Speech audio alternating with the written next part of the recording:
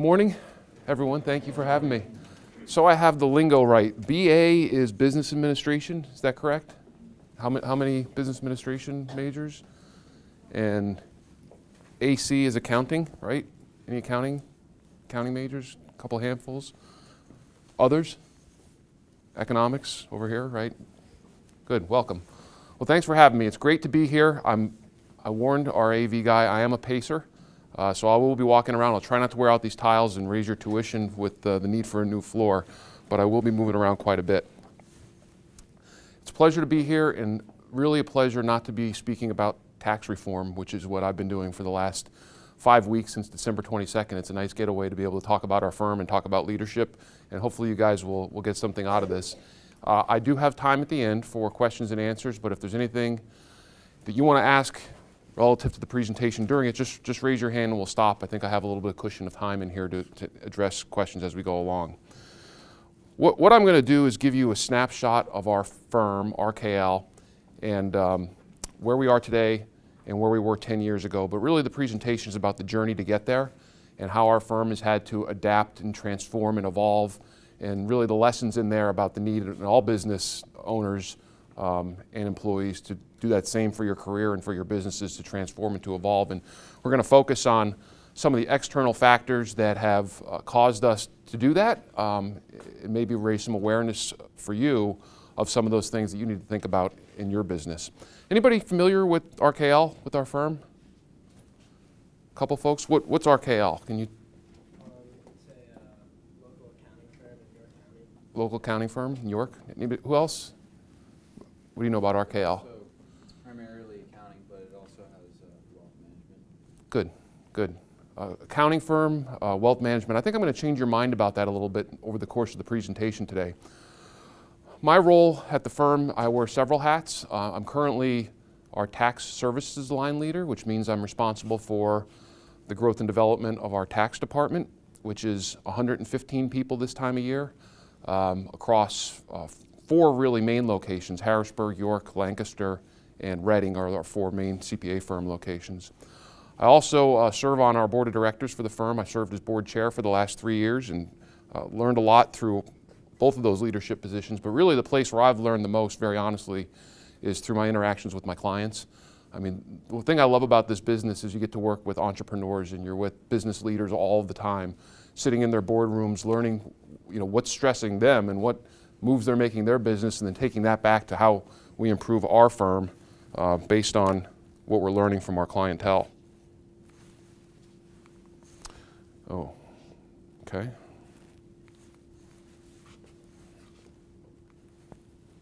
I got a bad clicker. A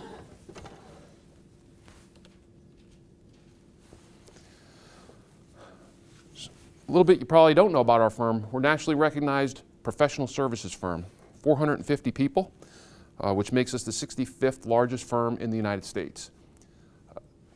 I always say that size doesn't matter. It's really the quality of the people that you have, but it does matter in 2 places. Being a larger firm allows us to attract and retain, where's my accounting students? Accounting students, who want to work on really cool stuff, but don't necessarily want to leave central Pennsylvania. You can get the experience that you would get working for a major metropolitan firm on the size and complexity of clients without leaving your hometowns if you want to stay in central Pennsylvania. At 65th, we are much smaller than what the Big 4 firms are. So the Big 4 have tens of thousands of people, maybe hundreds of thousands of people worldwide. At 450 people, we're much smaller than that, just to give you a sense of the scale.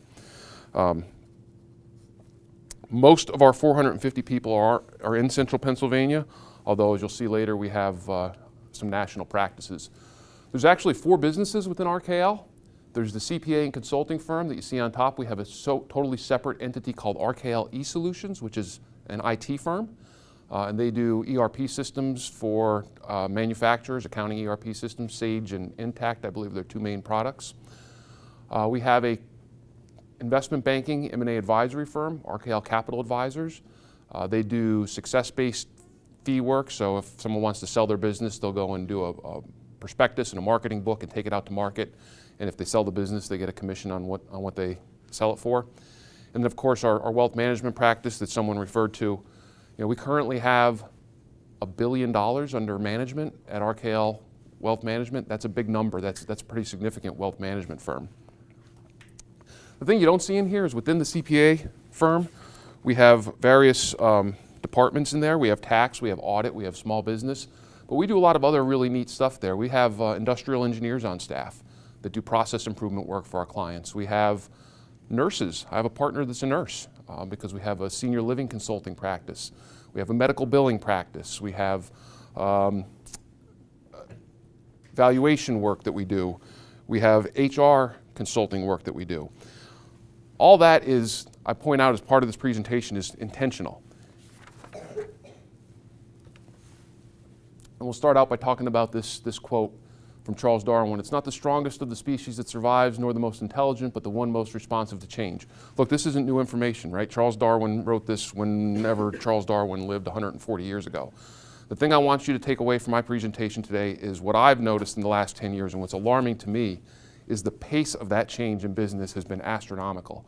And my wife and I were talking last night as I was getting ready for this presentation. I've got 3 young children. My oldest boy is 11, and then I have an 8-year-old boy, and my daughter is 6. And like most parents do, we were sitting around thinking about what are our children going to do when they grow up. It'd be really neat to look into the future and find out what kind of jobs they're going to have. And what I told my wife is I won't waste a minute of time thinking about that, because very honestly, the jobs that they're going to have probably doesn't even exist right now. I mean, that's the kind of pace that we've seen in change and evolution in business right now, and how you react to it and how you're able to adapt, as Darwin suggests, will in a large part be able to help you determine your success. And it's particularly difficult in our profession to change because accountants by their nature are conservative, and they want to do things the same way as they have in the past. They use the term SALY, right? S-A-L-Y, they even put it on their work papers, same as last year. That's the way accountants operate generally. So it's hard for our profession to think about things differently and think about business differently. And fortunately, I think we've been able to do that. So we talk about change, the pace over the last 10 years. In 2008, we had 2 locations and 175 people. Now we have 7 CPA firm locations and 12 within our eSolutions practice and 450 team members. That's over a 10-year time frame. Again, this is just a snapshot, the services that we had before, the services that we have now. You can see the disparity in just that short period of time. We're positioning, our strategic plan is called RKL 2020, and we're driving towards even more growth and evolution. Now, I don't want to focus on the size of the firm because growth is just a part of what we're talking about. We're talking about evolving, we're talking about transformation, we're talking about evolution. Growth is really, really just a piece of that. And as we walk through the rest of the presentation, what I'm really going to do is talk about the things that have kept us up at night as business leaders and owners and how we've responded to them that lead to this evolution of our organization.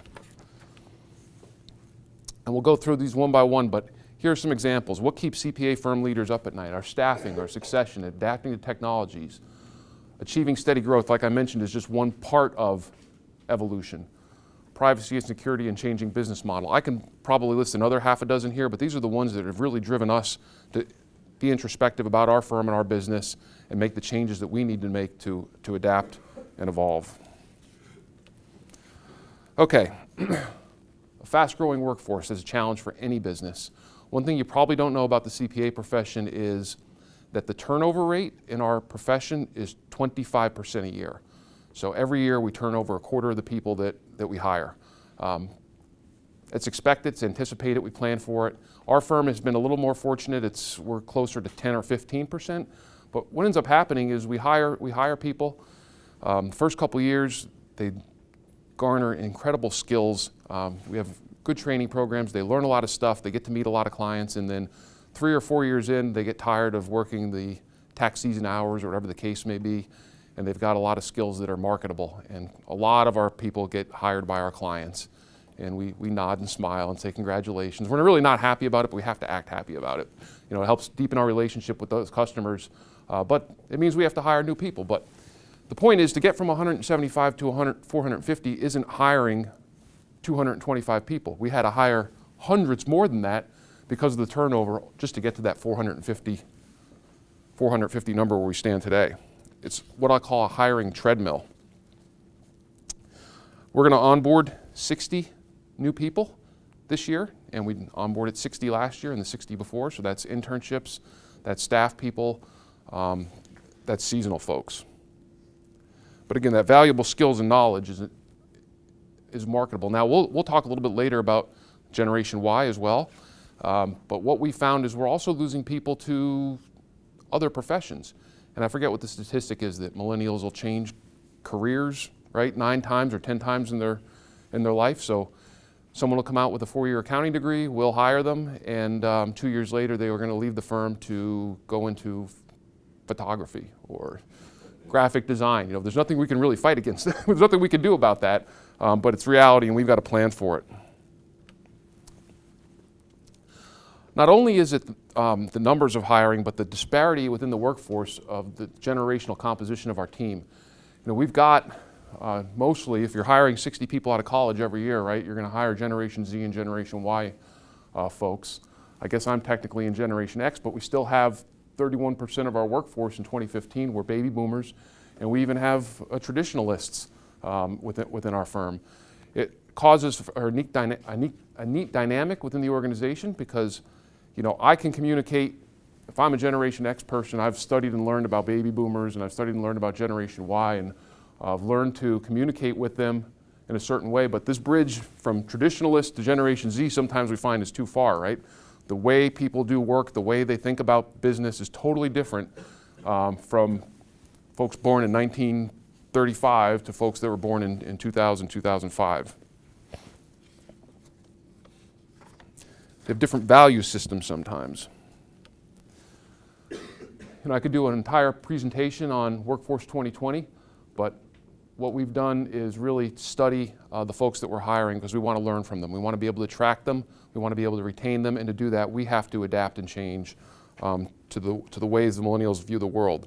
Highly connected through social media, tech savvy, crave work-life balance and flexibility, team-oriented, actively seek feedback. I'll give you an example of a lesson I learned. You know, when I was coming up through the organization, once you got promoted to a manager position, you got some perks, right? They gave us an office, and I really loved having that office. I would go and put pictures up of my then fiance, and I brought my books in and my trinkets and things that I like. A couple years ago, a young man that was working for me, I'll call him Joe. That wasn't his real name, but he had made manager and got promoted, and we put him. I was happy to present him to with his large new office. Joe, you've done a great job. Thanks for your years of service. Here's an office for you. He thanked me and was happy to get promoted. Well, a week could go by or 2 weeks would go by. I'd come by his office, and Joe never had any books in his office. He had all these great shelf space and cabinet space. There were no papers in the cabinets. There were no books in the shelf, and Joe was never in the office either. So of course, giving the turnover statistics I talked to you guys about before, I'm thinking, boy, Joe may have checked out. He's probably looking for another job. He doesn't want to hang any pictures. He doesn't want to get too invested here. He's never in his office. And I found him a couple weeks later and sat him down and said, Joe, what's going on? I mean, I thought you were happy to get promoted. You seemed excited about it. I gave you this office. There's no stuff in here. Why don't you have any stuff? And he said, well, I have all my stuff, Rob. It's on my computer. I don't keep paper files. Why do you have all that paper? And I've been meaning to ask you. And I said, well, why are you never in the office? And he said, well, I just really enjoy being with the team. When we're working on projects, we will often get together in a conference room, or I'll go out and pull a chair up in the cubicle area. Being alone by myself is not the way I thrive off of work. I like being around other people. So totally different mindset. I mean, I learned a lesson that day. First of all, I went home and the accountant in me thought, why am I paying $17 a square foot for all this real estate if nobody wants to use these big, beautiful offices I have? But then secondarily, and more importantly, the lesson for me was I really need to be recalibrated here in terms of a reward system. The big, beautiful office is no longer important to some of the folks that we're hiring. They much rather have work-life balance. They'd much rather have this team-oriented, collaborative environment. We've got to find a way to change as a firm to be able to provide some of those things. And that's what we've done. How we responded to that need. We've got socially enabled intranet and an app for it that our people, no matter what office they're in, they can communicate with one another through our firm intranet. We have more flexible working situations, remote flexible hours. The bottom line is there's nothing that I can do in the office that I can't do from right here after this lecture is over. Being invested in technology and that sort of thing, implementing mentoring and coaching programs for more timely feedback. Everybody who gets hired has a buddy day one. Their buddy takes them to lunch, their buddy shows them where the supply closet is, where the water closet is, how to get around the firm, and then immediately after that they're assigned a performance coach. So all of our staff people have performance coaches that are just that. They coach them through their career.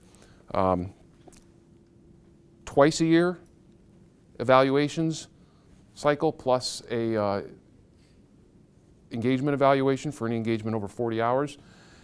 And again, an emphasis on team building. We started this Young Professionals program where anybody who joined the firm who's under the age of 30 and not yet a manager is part of our Young Professionals group. And they do neat things with the community. They engage with the community on whether it's hanging the downtown York Christmas decorations or organizing a golf mixer with a local law firm. Way for them to get engaged and I'm sorry, I got another slide here. Way to get them engaged and keep them engaged early on in their career.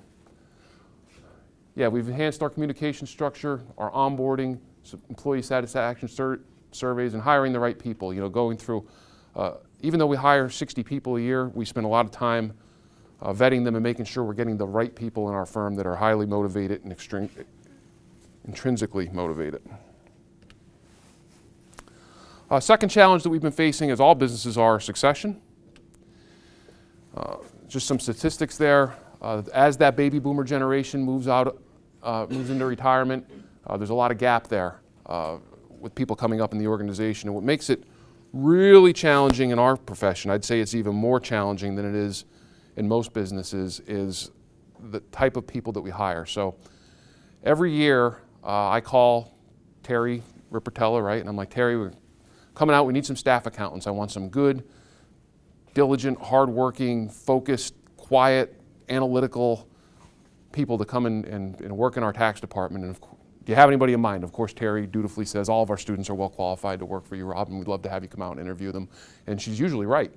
But what's interesting, what happens is after we hire those folks, and they're with us for 2 years, and that smart analytical mind that we so desperately need it to come in and do our staff work, 2 years in, we promote them and we make them a senior. And we say to that person, well, you've done a great job, Jill. Thanks for the last 2 years, but now we're going to add to your duties. In addition to doing this analytical work, we need you to train people. We need you to train the people behind you, the new staff folks. And that's not, that wasn't on the resume, right? They never said that they're good at training. They said they're good at doing accounting work, but we're forcing them into a different situation at that point. And then 2 years after that, they'll maybe make supervisor. And then we'll say, in addition to training people, we need you to be a coach for somebody. We need you to be a performance coach, and we need you to get involved in making presentations to the other people that are in the firm. And they're really outside of their comfort zone there. They become managers, and we ask them to lead teams, and then ultimately they become partners, and we ask them to make executive presentations to the M&M Mars lecture series, and we ask them to sell stuff and to think like an entrepreneur. So it's really the students that we hire, although they're hired for their analytical and their accounting skills, as they stay at the firm longer, they're forced to change and evolve and become something different than what they were when they were 22 years old and first coming out of school. I often say, as we're going through our interviews and we hire folks, having great grades is great. And if you got someone who's got great grades and has got personality on top of it, that's even better.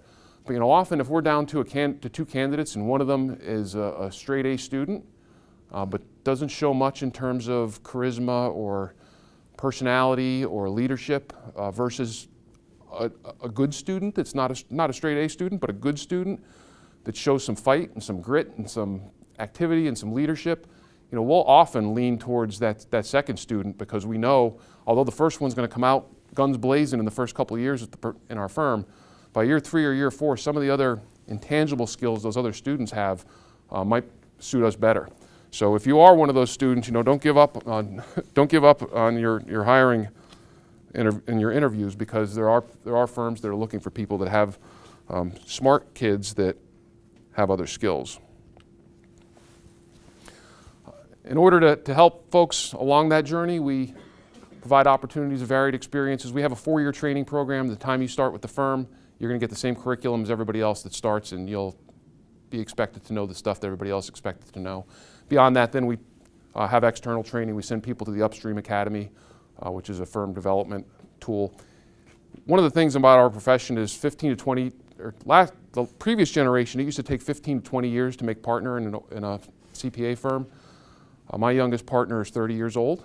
My second youngest partner is 33 years old. So we've looked at that very differently and promoted and hired and made people partner based on skills, which is a little odd for the accounting profession, although firms are coming around.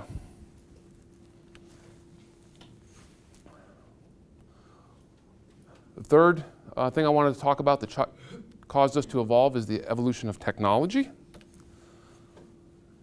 And we, like most industries, are ripe for this type of stuff. Blockchain technology to reduce the amount of work that's done by manually. Pay attention to this stuff because this is changing exponentially. I had a note I wanted to mention on this. So when I started at the firm, I pulled out one of my old evaluations. I was literally judged on my ability to use the copy machine. Like the staff accountants used to, that was their job. They would give us this stuff, and we need copies of this. How fast can you take the staples out and get it through the copy machine and get the staple back in? Computers were just starting in the audit industry, where we had these big Toshibas that we used to lug around. On my slow time, this is going to be hard to believe, on my slow time, if we didn't have a client engagement to do, I would say to the manager, well, what can I do today? I don't have any client work to do. They would literally rip a page out of the phone book. You guys know what a phone book is, right? Do they still make those? They rip a page out of the phone book and she'd say, add this. Because the skill was, as fast as I can get through that 10 key and match the number that was on that, because she had already had someone else add it up previously, that's the skills that we needed as accountants. And then once I do it, she'd say, now flip it over and do it again. Now I would take that same page of the phone book, I would scan it through our scanner, and I'd use my idea software that would go in, pull all the numbers, add it for me. It would take 4 minutes instead of 4 weeks to do. And it was, the partners and the managers in the firm were the ones that were doing the high-level analytical work. Now, that's totally reversed at this point in time. Now the staff people, the folks that we're hiring right out of school, they're doing the level of work that our partners used to do just 23 years ago when I joined the firm. And 23 years sounds like a long time to you, but believe me, it's not that long that I was sitting in this seat. Not that long ago I was sitting in your seat. I just can't imagine what it's going to look like 20 years from now and the pace of that change and the technological advancement that we have. I was evaluated on my penmanship. I looked at the evaluation. Boy, Rob's really good at what he does, but he writes kind of sloppy. I can't tell you the last time I actually wrote something at the office. This is from Barry Melanson. He's the president of the AICPA, which is our CPA Firm national organization. Out of his mouth, auditors will test entire populations of data rather than sampling. So banks are going to have real-time information into a company's inventories and receivables. Our audits are become less and less valuable. Today, as we stand here today, the IRS has the information to send a bill or a refund to 50% of 1040 tax filers without the need to file a return. And if you think that's impossible, I'll tell you it's already happening in a lot of European countries where the W-2s or 1099s or their equivalents are all electronically given to the taxing authorities. They fill out the forms, they send it to the taxpayer and say, this is what we got. If you have any changes, fill them in, but otherwise your refund will be received in the next 4 to 6 weeks. Robots, we know the stories about the robots. And again, we have to replace the inevitable revenue loss from traditional audits with other types of services, which is part of the evolution that you've seen. There's more than one reason that we own an IT firm. I mean, we own an IT firm because of the variation in services, but we believe that the future of audits will probably be doing them out of the IT firm with some of the blockchain technology and things like that exist.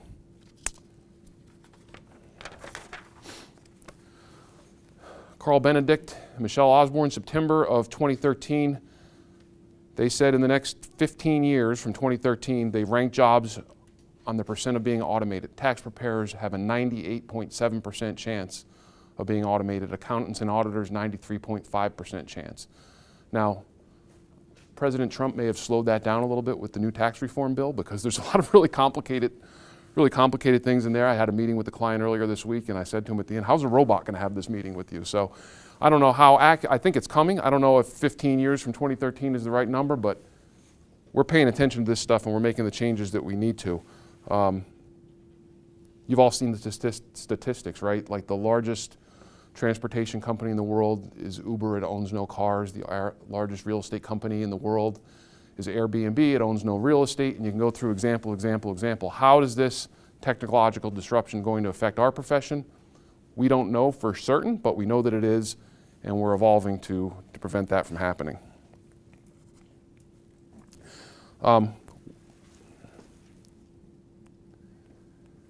When I first started in the firm, the big thing at that point was MapQuest. Has anybody heard of MapQuest? Does anybody still use it? You know, it was a big deal. You used to be able to go into your computer and type in, hey, I'm starting at Elizabethtown College. If I was going to come up here today, I'd start at my office in New York, I'd type in my address, I'd type in the college address, and it would map it all out. It would tell me where to turn, and I'd print it and go to the printer and grab it. And that was the coolest thing since sliced bread, man. We loved having MapQuest because no longer do we need to carry those big bulky maps and spend an hour the night before trying to map out. It's obsolete now. Now I take my phone and I just literally go to the map and I press the button where I want to go. And it literally tells me, you know, turn left here, you dummy. Turn right, you missed a turn. Turn around, do a U-turn. It's just, again, the pace of the technological change has been extraordinary. Yeah, and we've responded to that challenge with expansion of cybersecurity offerings, growth in the advisory services, efficiencies leverage, transition to trusted advisor role that we'll talk about, and specialization.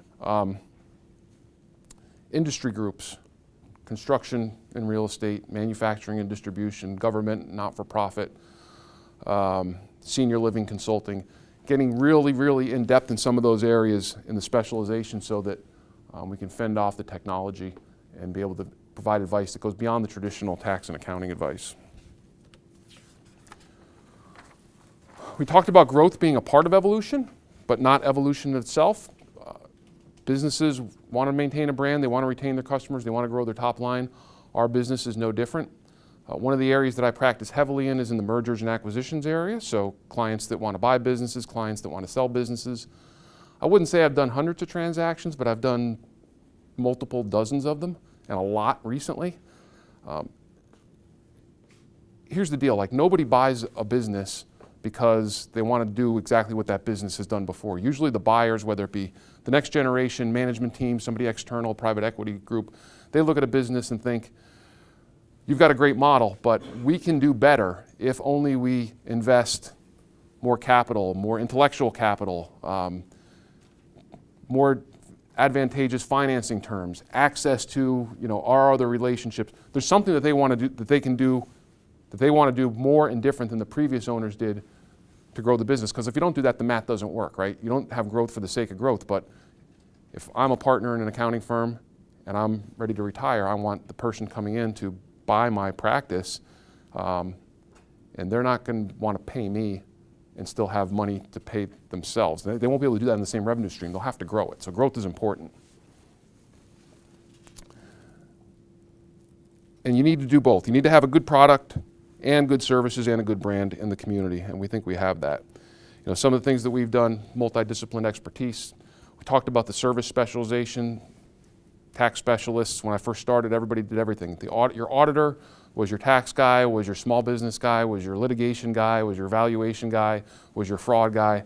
We've separated all those now and said, let's get really deep and have a tax partner and have a fraud partner and have an audit partner. We talked about industry specialization. We didn't talk about the right geographic expansion. I think a lot of companies get into trouble in this place when they grow for the sake of growth, and geography still means something. Despite all the technology, having folks on the ground and being able to communicate and spread your firm culture means being in the right geographies. Sometimes it's next to you, sometimes it's not, but just paying attention to it.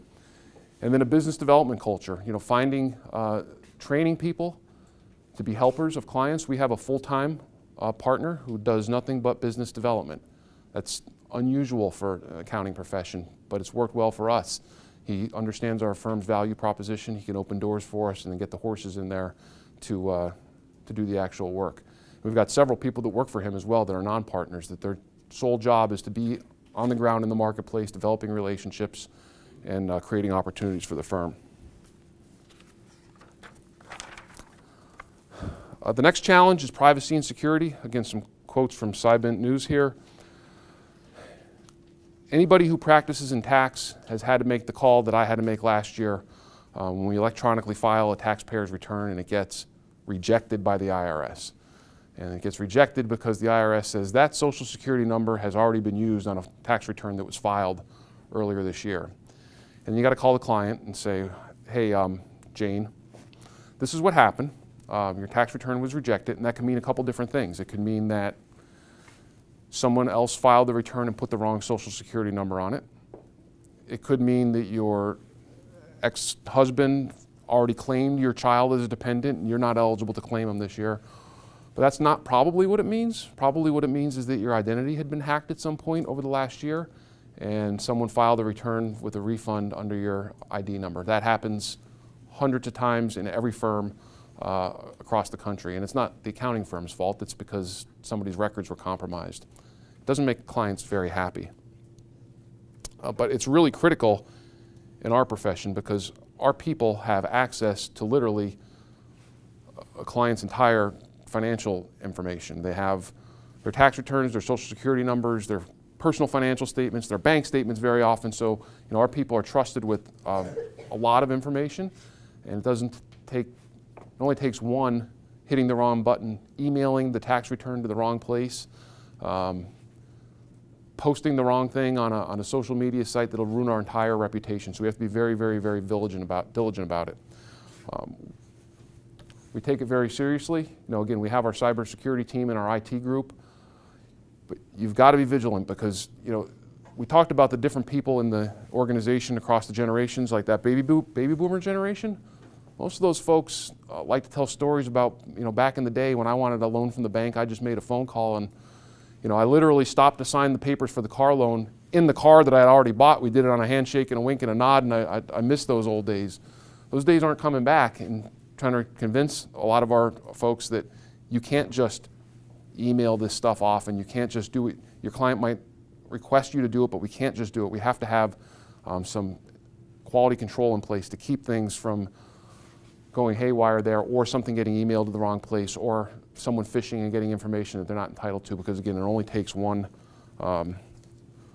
slip up there and it'll ruin your reputation. One of the interesting things we've done on this internal risk assessments and procedures, we've done something called penetration testing. So we'd hired a firm and said, come hack our system, see what you can get. So they'll come out and they'll literally park in the parking lot of our various buildings and they'll try to log onto our system. They will have physical penetration testing where they will wander into our office, see if they can get past the receptionist and see if they can go in and sit down in someone's office that's empty. And when you have 450 people in various locations, you don't really know everybody, right? It's not unusual to have an unfamiliar face in our office. So these folks are testing our parameters just to make sure that there's a process in place for them to check in, people to know who they are and be accountable for what they're doing there, because again, we can be exposed very easily if the wrong dude got in there and decided they wanted to steal our information.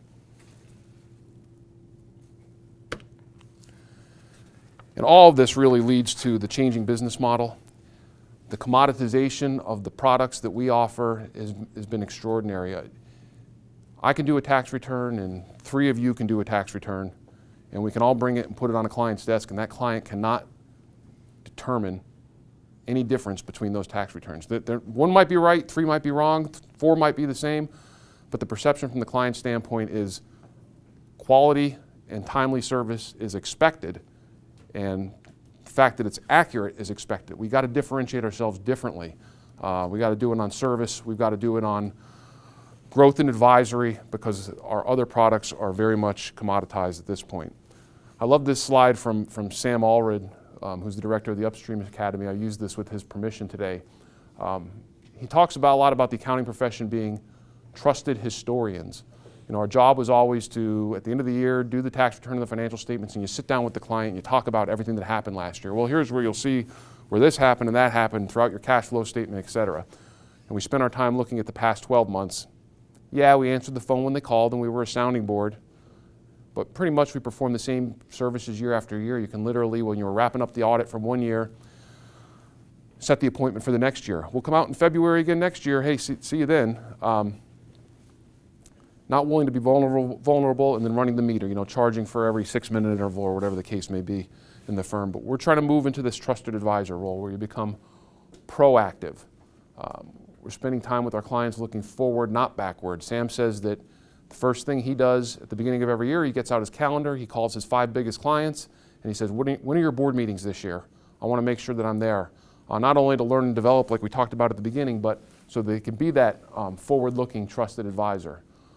Offering fresh ideas, having those fresh ideas to offer, which is part of the diversity that you've seen us talk about in our practice. Recommending innovative solutions, brainstorming, and then investing time in understanding clients' unique needs. Not running that meter with every phone call, but understanding an investment in the relationship. Because CEOs and financial execs, again, they expect technical expertise from their firm. They want more, they want knowledge, ideas, insights for growth acceleration, because their expectations have changed too. Back in 1980, the CFO was charged with compliance, pretty much. Today's CFO jobs, those of you that are accounting students, if you don't go into public accounting or don't stay in public accounting, this is likely what your role is in a private sector. Long-term growth strategies, value creation, financial performance decision making, reducing long-term risks, navigating regulatory issues, harnessing the fast-changing technology that we talked about. That's what they're asked to do, and our job is to help them do that. So we've evolved our capabilities. We used to be the couple folks that volunteered, the small accounting firm in York, or the wealth management firm. These are some of the services that we offer in response to all these factors, external factors that we talked about that were changing our business. We still do the audit and accounting. We still do tax planning consulting, but we've hired, for example, a research and development tax credit expert. Young man moved from Houston, Texas to York, Pennsylvania to do that for our clients, specialty service. Custom software development, investment banking, trust and fiduciary services. You go through the list. Our HR consulting practices are one of our newest service line offerings, and those folks are very, very busy. There's a lot of need for that type of service in our client base. The mission of our firm is to enrich the lives of our clients, team members, and communities. We take that very seriously. To do that, we need to continue to evolve and adapt because we won't be here if we don't, and I think our clients, team, and communities would miss us. It's not like when we move into a new geography, everyone's running out in the streets like, thank God they're here. But in the places where we are established, we have meaningful integration with, again, not only our team, but our clients and what we do from a community standpoint. All these folks that you see in this slide and all these slides, they're actual RKL people, by the way. They got paid exactly $1 to appear in our presentation, and we get to use their picture eternally, even if they're no longer with the firm, so I hope they frame those dollars. Again, it's a repeat of the slide about the evolution of the firm. That's just 10 years, all that change that you've seen. And where we stand today, proud to be the #1 accounting firm, Central Penn Business Journal's Reader's Choice, second largest CPA and consulting firm that's headquartered in Pennsylvania. There's one out in Pittsburgh that's slightly bigger, but we're on their heels and we're going to take them out. Top firm in the Mid-Atlantic region, 14th top firm in the Mid-Atlantic region. That includes New York City, where most of those large firms are, and the 65th top firm in the United States. We talked about our service capabilities. Again, it's a repeat slide. This is one that surprises people, our locations. Yeah, we've got 450 people, and probably 300 or so are in that central Pennsylvania, 350 maybe in that central Pennsylvania area. But through our IT practice, we've got businesses in Tampa, Scottsdale, Sacramento, Martinez, St. Louis, Boston, Richmond, and really all over the country.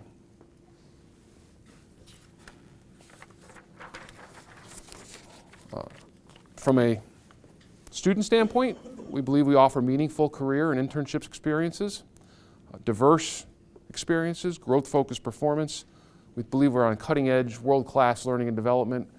Hopefully, one thing you'll walk away from here is that we have a very, very entrepreneurial culture in our firm, which allows us to make some of the investments and do some of the things that we've done, and heavy engagement in our communities. I'm 4 minutes early, so we've got time for extra questions. I'll even answer questions on tax reform if you have any of those. Yes, sir. school, and a follow-up to that would be, how did you get like interested in your career? Perfect. So I did my undergrad work at Elizabethtown College, graduated in 1995. I started here as a biology major, and I took organic chemistry and changed my major shortly thereafter. My roommate took it with me. He took a test and he got a 12 on it. I remember that. I'm like, how can you get a 12 on a test? And I saw my 47 and I realized I was in bad shape. So I had a class, just an accounting class, an elective with Mrs. Dolan was the teacher, and really enjoyed it. I've always been kind of a numbers person. My father thought I was going to be a bookie, so I surprised him and became a CPA instead. Then I went back to school and got my master's in tax degree from Widener University in Chester, Pennsylvania. That was brutal. 2-hour drive down on Wednesday night, 3 hours of class, and 2-hour drive back to York. But it's been worth it because there's not a lot of schools that offer that master's degree in central Pennsylvania, so to have it out here has been sort of a market differentiator for me and able to help me succeed. Yes, sir. I know you guys have been trying to like race against like the advancement in technology, but are there any ways that like that advancement in technology has helped you guys out? Oh yeah, definitely. In terms of competition, certainly, because as you invest in technology and you get faster and better, it makes you more competitive from a quote standpoint with firms that are lagging behind and they're still doing a lot of the manual intensive labor.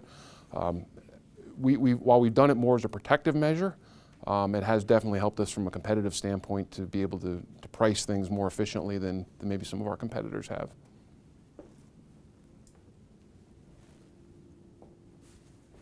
Yes, sir.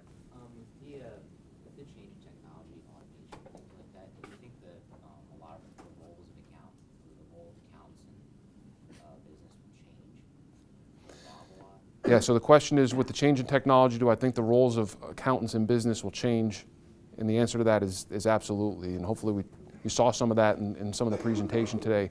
It has changed, and it will change, and I think really focusing on becoming that trusted advisor is really going to be where the future of the accounting profession is. Yeah, you got to know your debits and credits, but again, all that stuff is kind of assumed. It's really going to be how you can advise your clients on broader business issues is really where the CPA profession is going to go. And honestly, the CPA profession has already said that's the motto, is the trusted advisor. I don't think we've acted like that as a profession in the past, but now we're really forced to, because I'm convinced that none of us will have jobs if we're just going to be bean counters. Yes, sir. How do you balance the technology with your business? Like, like the personality, like with the talking with people and like fighting like TurboTax and stuff like that. People that come to you guys and say, "Oh, I've done this in the past, but now I'm interested in using it." Yeah. So I tell folks, our client base is mostly not folks that would otherwise be using TurboTax. Now we do over 6,000 individual income tax returns, but a lot of those are businesses and business owners, high net worth individuals that would not otherwise be eligible to use TurboTax, but we still do have a lot of those smaller ones as well. The person who sits next to you at church, or your neighbor, or your cousin, folks that you're helping out. And what a lot of them have found is even if they do use TurboTax, it is a huge investment of time for them to do their own tax return. It's kind of like changing your own oil. Like, yeah, you can do it, but do you want to spend half a day do it, or spend the $25 and have someone else do it for you? A lot of clients that come to us that we're using TurboTax, the process is just so easy for them to just grab everything and give it to us, and then we've got the system running where our interns and staff people can crank that out very easily for them. They feel a little bit better about having a CPA sign their return if they're using it for financing purposes. But yeah, that's really not our market segment, is to fight against. We're not competing with TurboTax folks as much as we are with other firms for the higher, bigger entrepreneurial clients. Yes, sir. So you said you do trying to do more like advisor work and things like that. What kind of stuff you do like during the non-tax season? Yeah, well, tax season is actually a break for me, because it's the couple months out of the year where I have lower expectations at home and lower expectations from clients on other stuff that we're doing. So when we get into this compliance stuff, the next 8 weeks will go by really quickly. We're busy all year round, so a lot of the work that we do that I do personally is in the merger and acquisition area, and those things are always going on, and they're always untimely and they're always with someone who seemingly is halfway across the world and wants to have conference calls at 4 o'clock in the morning or whatever time it is. But a lot of the stuff that you've seen on here is not tax season dependent. The HR consulting work, the business advisory work, and as you work with bigger clients, what you'll find is those folks need things all the time. The smaller the client is usually more of a compliance engagement where you're doing just their financial statement audit or their taxes, but bigger companies, they need a lot of stuff, and they need a lot of stuff from a professional services organization that has that broad range of services to offer. So we're not slow.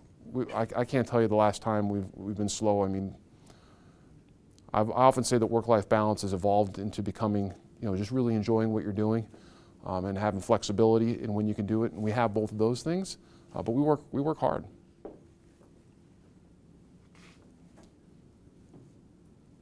Yes, sir. You talked about trying to adapt and evolve to the new technology, but do you necessarily think that's a good thing? It takes the personal aspect out of things. Yeah, I don't have a say in the matter. Yeah, would I prefer to do business on handshakes and face to face? I do. I have a funny story. We were trying to teach our staff people some of these skills as well, and we were out at an audit, and the staff person kept emailing the CFO for information, who was in the office right next door.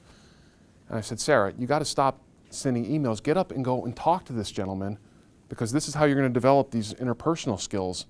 And she begrudgingly did it. She got up and she walked over and she asked the question and she got her answer and came back and walked over. It wasn't that much longer. I came out the next day and the CFO pulled me aside. He's like, can you come in here and shut the door? I was like, yeah. He said, can you please just tell your staff people if they need something to just email me instead of coming over here and talking to me? I got other work to do.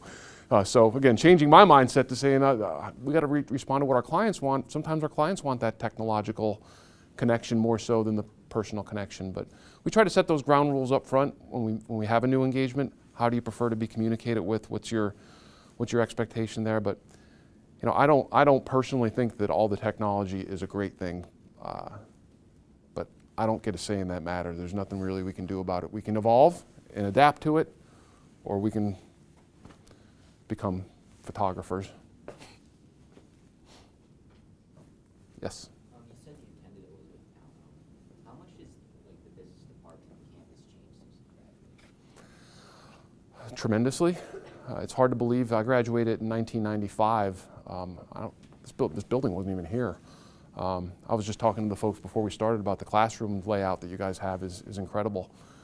I think that right outside of Brinzer, that parking lot out there, that was a big football field. We used to play football on that all the time. So my classmates, when we come out here, we're saddened to see all the cars parked there. So the campus has changed. We still have the Dell and the pretty area down there. The apartments weren't there. The quads were brand new. That was new in my graduating year. They put those in.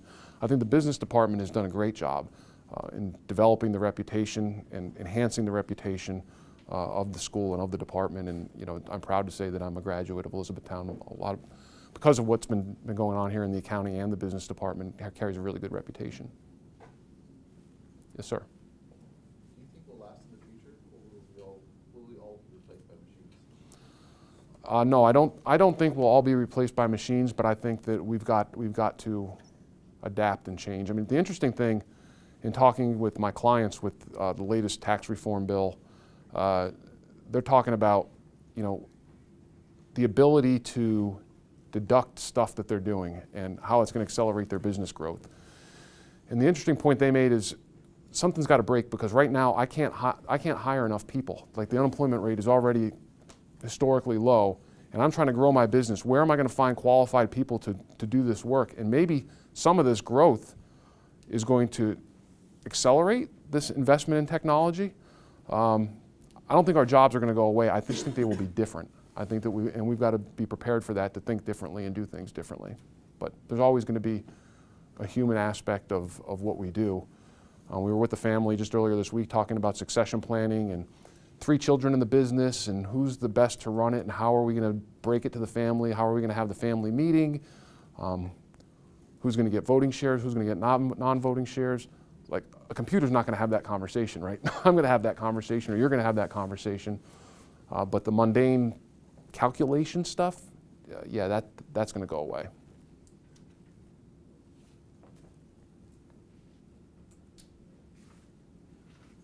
Any others? Well, thank you. You've been a great audience. I'll be around afterwards if anybody has any questions.